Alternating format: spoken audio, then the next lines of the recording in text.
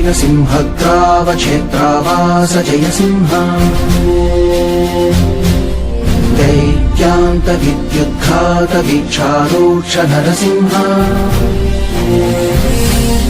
विस्फुट विस्फुट कर्कश चालित दीर्घहस्ता विश्वहिता शक्तियुता शङ्खधरा चक्रधरा ज्वालाकेसर सिंह शूरानखरण सिंह शाश्वत शांति संस्थापनार्थक लोकध्वंस विध्वंसकारक ఫిజీ hi friends, welcome to our channel. నేను మీ ఆర్కే. ఇప్పుడు మనమైతే నేను ఈ వీడియో అయితే జ్వాలా నరసింహస్వామి దగ్గరికి వెళ్ళొచ్చినాకైతే నేను ఈ వీడియో షూట్ చేసిన. ఇక్కడ ఎగో అహోబిలం నుంచి జ్వాలా నరసింహస్వామి దగ్గర వరకు 4 కిలోమీటర్ ట్రెక్కింగ్ ఉంటుంది. అంటే ట్రెక్కింగ్ అనకూడదు, ఒక అడవిలో నడుచుకుంటూ వెళ్ళి స్వామిని అయితే దర్శనం చేసుకోవాలి. ఒక కొండ ఎక్కుకుంటా అంటే కొద్దిగా కష్టమైన తరం అయినా సరే అక్కడికే ఎక్కువ మంది భక్తులు వెళ్ళి ఆ స్వామిని దర్శించుకుంటారు. ఎందుకంటే ఆయన నరసింహస్వామిలో మొదటి అవతారం. ఇంకొకటి హిరణ్యకశిపుని ఆ ఉగ్రస్తంభం పైనుంచి చంపి అక్కడికి వచ్చి ఆయన చేతులు కడిగిన గుండం, అంటే ఆ రక్తం మరకలు ఉన్న చేతులు కడిగిన గుండం అక్కడే ఉంటుంది. స్వామి మొదటి అవతారం అంటే ఇంకా అదే ఆయనే. అందువల్ల భక్తులు ఎక్కువగా ఆయన దగ్గర వెళ్ళి దర్శనం చేసుకుంటే పుణ్యం కలుగుతుందని వెళ్తారు. ఇంకోటి ఆ విగ్రహం కూడా ఎట్లా ఉంటుందంటే, మీకు ఆ జ్వాలా నరసింహస్వామి విగ్రహం కూడా ఎలా ఉంటుందంటే మీకు చెప్తా చూడండి. ఆ విగ్రహం ఏంటంటే హిరణ్యకశిపుని గోర్లతో చీల్చి మోకాల మీద పెట్టి గోర్లతో చీల్చే ఆకారం ఉంటుంది చూడండి. ఆ విగ్రహ రూపం, ఆ ఉగ్ర రూపంలో నరసింహస్వామి అక్కడ ఉంటాడు దర్శనమిత్రుడు. దిగువ అహోబిలం నుండి ఎగువ అహోబిలంకి 8 కిలోమీటర్ డిస్టెన్స్ అయితే ఉంటుంది. మనకి ఇక్కడ ఎగువ అహోబిలంకి వచ్చినాక మీకు ఆటోమేటిక్గా అర్థమైపోద్ది. మీరు అలా వచ్చేయండి, ఇక్కడ రూమ్స్ ఉంటాయి. రూమ్స్ పక్క నుంచే మనకు టెంపుల్కి వెళ్ళే రూట్ అయితే ఉంటుంది. ఇలా స్ట్రైట్గా అయితే వెళ్ళాలి కింద మనము. ఇక్కడే ఒక వాటర్ ఫాల్ కూడా ఉంటుంది మనకి లెఫ్ట్ సైడ్లో చూస్తే. అంటే ఇప్పుడు వర్షాకాలం కాదు కాబట్టి వాటర్ ఫాల్ అంత ఫ్లో ఉండదు. అదే కొంచెం వర్షాకాలం టైంలో వస్తే మటుకు ఇక్కడ కూడా వాటర్ ఫాల్ అయితే చాలా ఎక్సలెంట్గా ఉంటుంది.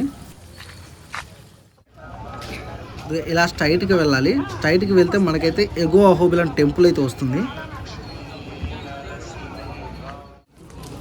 ఇక్కడ చూడండి చైర్స్ కనపడుతున్నాయి కదా, ఈ చైర్స్ డోలాలు అంటారు. అంటే 60 ఎబో ఎవరైనా జ్వాలా నరసింహస్వామి దగ్గర వరకు నడవలేకపోతే వాళ్ళనైతే ఇది మాట్లాడుకొని వెళ్ళిపోవచ్చు. అంటే ఈ చైర్స్ మాట్లాడుకోవాలా, ఒక 4000 అయితే ఉంటుంది. అంటే వెళ్ళి దర్శనం చేయించుకొని జ్వాలా నరసింహస్వామి దర్శనం చేసుకొని మళ్ళీ రిటర్న్ అయితే తీసుకొస్తారు. ఇది ఎలా తీసుకెళ్తారో ఇలా తీసుకొస్తారు. అలా మెట్లెక్కి పైకి వస్తే ఇలా ఓపెన్ ప్లేస్ అయితే కనపడుతుంది చుట్టూ. ఓపెన్ ప్లేస్లో మనం ఎప్పుడైనా నైవేద్యాలు చేసుకోవడానికి, మొక్కుబడి తీర్చుకోవడానికి అయితే బాగా అనువుగా ఉంటుంది. అంటే ఏమన్నా నైవేద్యం చేసుకొని స్వామి దగ్గర తీసుకోవడానికి.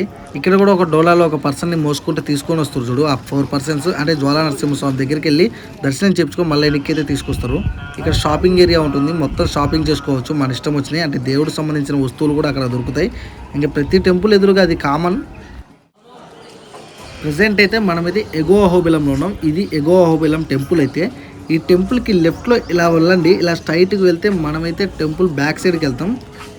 అక్కడి నుంచి మనం నడక ప్రారంభిస్తే 4 కిలోమీటర్స్ మనమైతే వెళ్తేనే, ట్రెక్కింగ్ చేసుకుంటా అడవిలో వెళ్తేనే మన జ్వాలా నరసింహస్వామి దర్శనం అయితే దొరుకుతుంది. ఇలా అలా లోపలికి వచ్చి నడుచుకుంటూ వెళ్తే మీకు ఆటోమేటిక్గా అర్థమైపోతుంది. అక్కడ నుంచి అలా ముందుకు రాగానే టెంపుల్ బ్యాక్ సైడ్కి ఇలా స్టెప్స్ కనపడతాయి. స్టెప్స్ పక్కనే వాటర్ ఫాల్ ఉంటుంది. అయితే ఇప్పుడు అంతా ఫ్లో లేదు, ఎందుకంటే వర్షాకాలం కాదు కదా. ఈ స్టెప్స్ను పట్టుకొని వెళ్ళిపోతే మనమైతే జ్వాలా నరసింహస్వామి టెంపుల్కి వెళ్ళిపోతాం.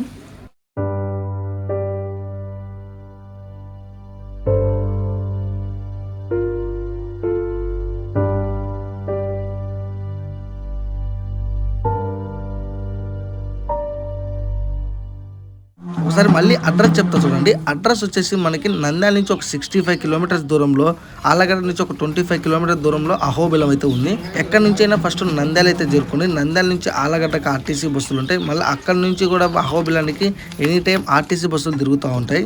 ఈజీగా రావచ్చు, పెద్ద కష్టమే ఉండదు. ఇంకెలానే వెళ్తూనే ఉండాలి మనం. ఒక 4 కిలోమీటర్లు వెళ్తేనే మనకు జ్వాలా నరసింహస్వామి టెంపుల్ అయితే వస్తుంది. అయితే వెళ్ళేటప్పుడు ఏంటంటే మెయిన్గా వాటర్ బాటిల్స్ అయితే తీసుకొని, అలాగే ఒక స్టిక్ అయితే తీసుకొని, కొంచెం నడవలేను అనుకునే వాళ్ళు మాత్రమే ఆ స్టిక్ తీసుకోండి. ఎందుకంటే నడిచేటప్పుడు కొంచెం సపోర్ట్గా ఉంటుంది అంతే. అంటే అక్కడే ఎగో అహోబిలం దగ్గరే ఇస్తారు. అక్కడ ఏమైనా లేకపోతే ఎవరైనా వెళ్ళొచ్చే వాళ్ళు మీకు ఎదురు వస్తుంటారు, వాళ్ళ దగ్గర తీసుకోండి.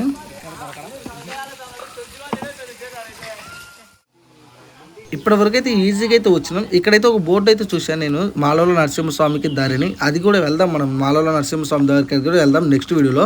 అక్కడ నుంచి భక్త ప్రహ్లాద్ బడి వరకు మనకు వీడియో కావాలి. భక్త ప్రహ్లాద్ బడి కూడా మీకు చూపిస్తా. ఇక్కడ ఒక టెంపుల్ ఉంది. ఇక్కడ ఈ టెంపుల్ దగ్గర దర్శనం చేసుకుంటే సరిపోతుంది. అంటే ఇక్కడ వరకైతే మనం అయితే ఈజీగా నడిచేయచ్చు, ఎందుకంటే రోడ్డు కొంచెం మంచిగా ఉంటుంది అంటే దారి. ఇక్కడ నుంచి కొంచెం మనకైతే కొండలు ఎక్కుకుంటే దిక్కుంటే వెళ్ళాలంట. ఇక్కడ వచ్చిన వాళ్ళు అంటుంటే నేను ఇక్కడ అన్నదానం పెట్టారు, కొంచెం అన్నదానం అయితే తిన్నాం. అది ఇట్లా ఉంటుందంటే ఇక్కడ నుంచి రోడ్డు చూడండి, చూస్తున్నారు కదా. ఇంక ఇలా ట్రెక్కింగ్ చేసుకుంటే వెళ్ళాలి. అంటే ఈ అడవిలో మాత్రం ఇవి నడుచుకుంటూ వెళ్తుండాలి. నడవచ్చు, పెద్ద ఏం ఉండదు, నడవచ్చు. అయితే ఏంటంటే చుట్టుపక్కల వాతావరణం చాలా అంటే చాలా బాగుంటుంది. అది అందుకు సపోర్ట్ కోసం స్టిక్స్ తీసుకోమని చెప్పా.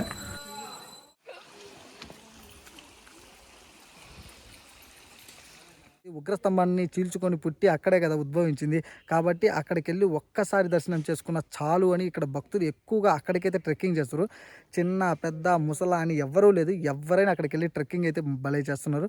అయితే మీరు అనుకోవచ్చు, ఈ ట్రెక్కింగ్ నేనైతే చాలా వీడియోస్లో చూసినా ఈ ట్రెక్కింగ్ చాలా కష్టంలా చూపించారు. ఎక్కడ కష్టం ఉండదు, మీకు హ్యాపీగా వెళ్ళిపోయి నడుచుకుంటా ఫ్రీగా వెళ్ళిపోయేది. అయితే ఒక 60 అబోవ్ దాటిన వాళ్ళకైతే కొంచెం కష్టం.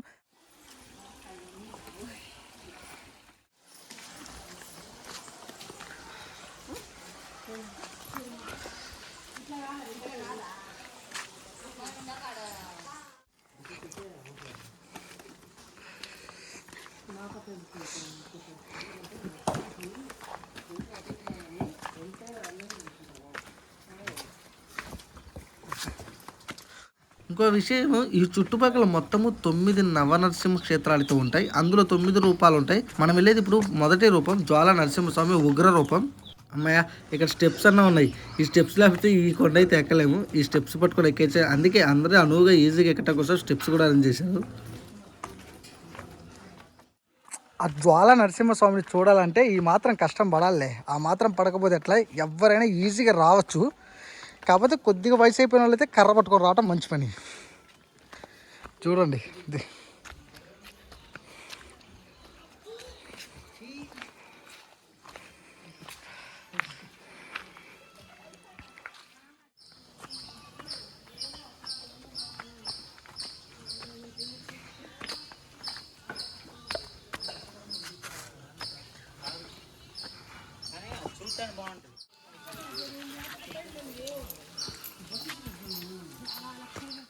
ఇలా నడుచుకుంటే వెళ్తూనే ఉండాలి. అయితే మనకి అటు ఇటు అయితే కొండలుండి మధ్యలో ఇలా దారి ఉంటుంది. చుట్టూ వాతావరణం బాగుంటుంది, అంటే ఆహ్లాదకరమైన వాతావరణం. ఎటు చూసినా వాటర్ కూడా ఉంటాయి.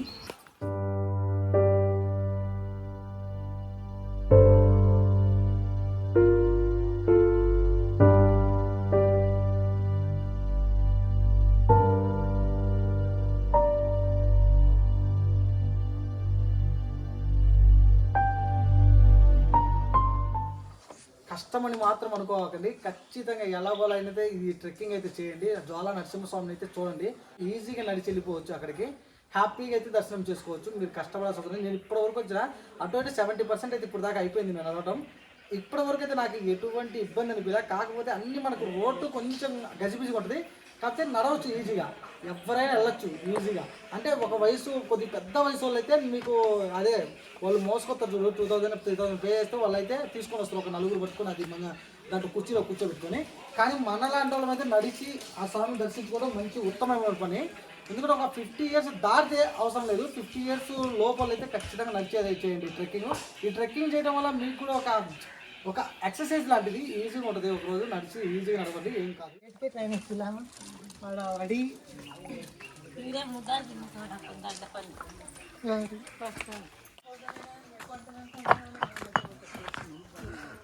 పోతుంటే వస్తుంది. ఇంకెన్ని కిలోమీటర్, 3 కిలోమీటర్లు అన్నాడు, మనమే 4 వచ్చినాయింది.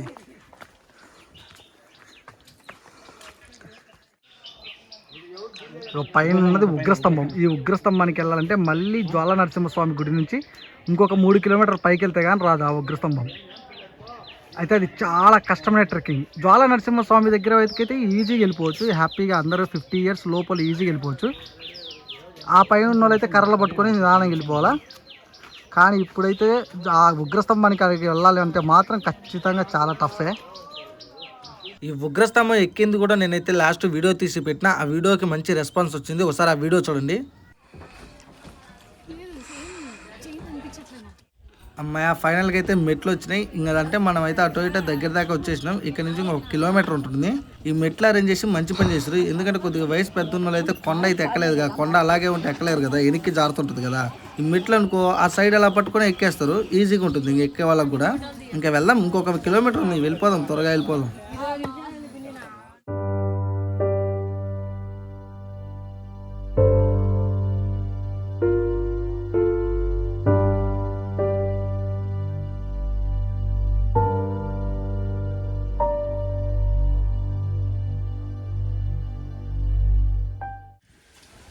ఒకసారి పైనుంచి చూడండి, మొత్తం నల్లమల ఫారెస్ట్ లోయ, అంటే లోయ కనపడుతుంది మీకు. ఇక్కడ వ్యూ పాయింట్, అందుకే ఇక్కడ నిలబడి చూస్తూ ఉంటారు జనాలు.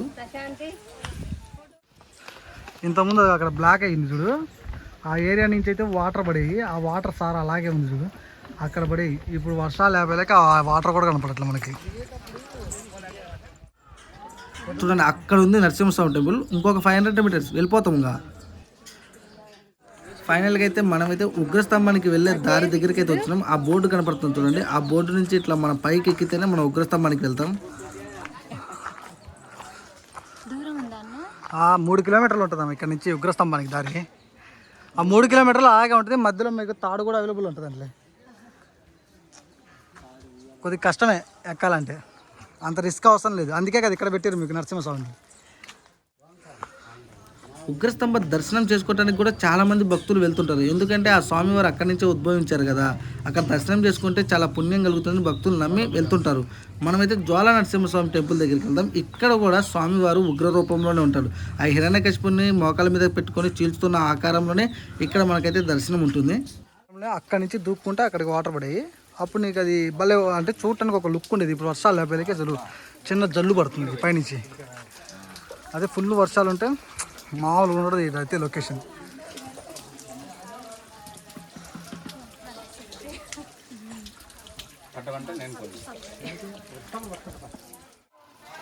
ఇక్కడ చూడండి దారి మరీ చిన్నగా ఉంది కదా, అది మనకి లెఫ్ట్లో అది కడ్డీలు కూడా పెట్టారు, అరేంజ్ చేశారు. ఈజీగా నడుచుకోవటం వెళ్ళటానికి మంచిగా అనిపిస్తుంది ఈ ప్లేస్. కింద ఒకసారి లెఫ్ట్ సైడ్లో మనం లోయ చూడండి, లోయ చూపిస్తాం మీకు. చూడు వీడియో ఎట్లా ఈ కొండలపై నుంచి వాటర్ ఫ్లో అవుతుంటుంది చూడు. ఈ వాటర్ ఫ్లో నది పేరు ఏంటంటే భవనాశిని నది అంటారు. ముక్కోటి దేవతలు అయితే ఏర్పాటు చేసిన నది ఇది. ఎందుకంటే హిరణ్యకశిపుని శాంతం చేయటం కోసం ఆ వాటర్తో, ఆ స్వచ్ఛమైన వాటర్తో హిరణ్యకశిపుని శాంతం చేయటం కోసం ఏర్పాటు చేసిన నది. భావబంధాల పాప విముక్తి అని కూడా అంటారు ఈ నదిని. ఇక్కడ చూడండి హిరణ్యకశిపుని చంపిన తర్వాత నరసింహస్వామి చేతులు కడుక్కున్నారని చెప్పిలా రక్తగుండం, అదే ఈ ప్లేసు. అది ఆ వాటర్ని సర్వ నిరోధకారిణి అంటారు, అంటే సకల రోగాలకి విముక్తి కలుగుతుందంట ఆ వాటర్ తాగితే. ఇక్కడ ఇంతకుముందు పూజారి స్వామి ఉండి మనకి ఆ కథ చెప్తూ మనకి ఆ వాటర్ ఇచ్చేవాళ్ళు.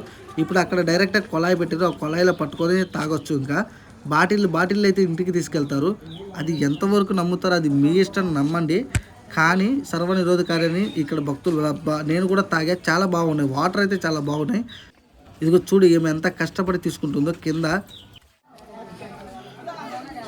టెంపుల్ చూడటానికి చాలా చిన్నగా ఉంటుంది. చిన్న టెంపుల్ అని మాత్రం ఈజీగా అనుకోకండి, చిన్న టెంపుల్ అయినా మహిమగల టెంపుల్, అందుకే ఎక్కువ మంది భక్తులు వస్తుంటారు.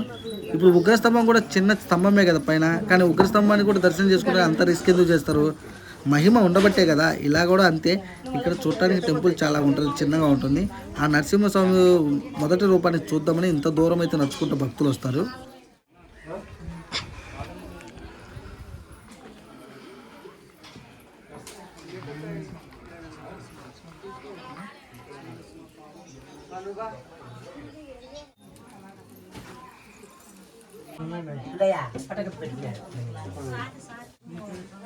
ఇక్కడ నాకైతే ఒక ఫాదర్ కనిపించారు, దగ్గరికి వెళ్ళి చూద్దామండి.